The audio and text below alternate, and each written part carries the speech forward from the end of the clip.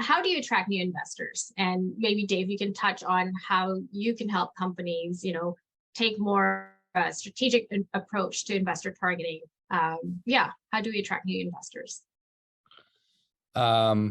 Yeah, so I mean, as it relates to, I mean, once a company goes public, and obviously the IR plan then has to be put into place, not put in place, but I guess executed on. So as it relates to Irwin, various facets of Irwin will help with this. So the first part would be maintaining record of your activities, your events, emails, contacts, past, current, prospective shareholders. This is all captured within the CRM of Irwin. And so CRM products are only as good as the inputs, right? It's that old adage of garbage in, garbage out. And so we take that pain away by automating as much as of that data collection and maintenance as possible. Extremely important for business continuity. We see it be an issue all the time. I just touching on the IR debt piece, that's a big component of it. Important for relationship building, contacts, reporting, task management, which are all really important parts of the sort of proactive equation. From there, we then also help clients or inform clients as to who they should be talking to. So sort of the targeting standpoint of it. So, when, why, and who are they talking to?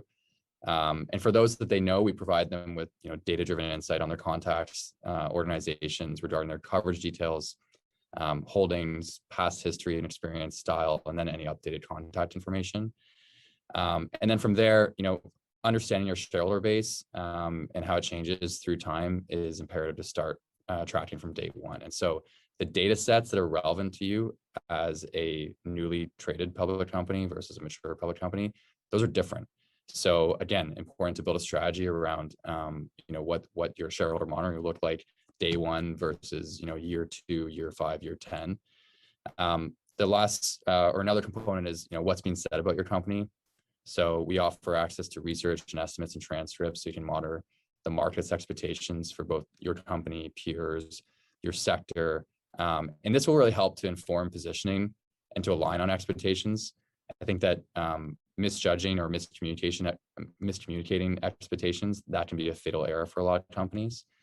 And then we're also about to launch a really powerful feature where we can actually tell our customers which exact investors are researching them and from where. So this is a really cool innovation that we're excited about. So in summary, we help with the sort of the full gambit of IR motions from, where you find the right investors, then we help you engage them, acquire them, monitor them, and grow them. And so for the companies that can, put that cycle into place consistently, it's extremely powerful if done correctly.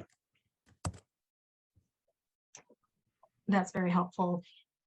And Alyssa, I know we do this a lot when we do our investor outreach and targeting. How do you make the outreach interesting enough for them to respond? And how much customization is required for each investor?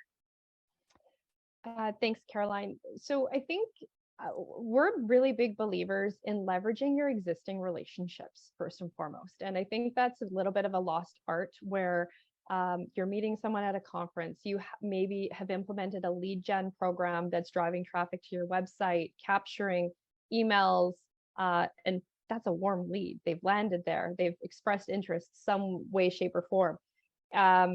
Or maybe you met a family office or an institutional investor at a conference.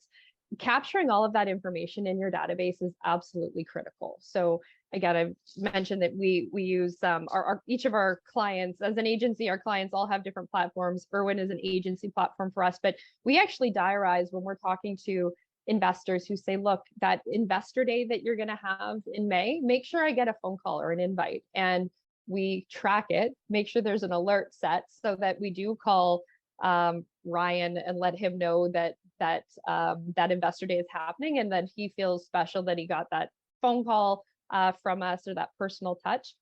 I think that's really has become a bit of a lost art in IR. Everyone is really trying to figure out a way to generate more traffic, more eyeballs, finding more retail investors. We're in a country with such sector rotation. So to your point, or you're tying back to your question, Caroline, about how do you target investors? So from a messaging perspective, We do try and avoid a spray approach. We obviously have our investor databases and retail and institutional investors who follow the work that we do and our clients. But if we're really trying to get very specific with a client and finding someone who has interest in, maybe it's real estate, we do that digging and that research to really understand the investment mandates. So leveraging the various tools that are out there. Admittedly, it also requires some going on the website, making sure that that's still a focus for that company because things do change. And I mentioned the sector rotation because in general, I think Canada, a lot of people are pretty agnostic, especially on the retail side, to what they're looking at. Of course, there'll be some that are exclusive to mining or to plant-based foods or whatever it may be.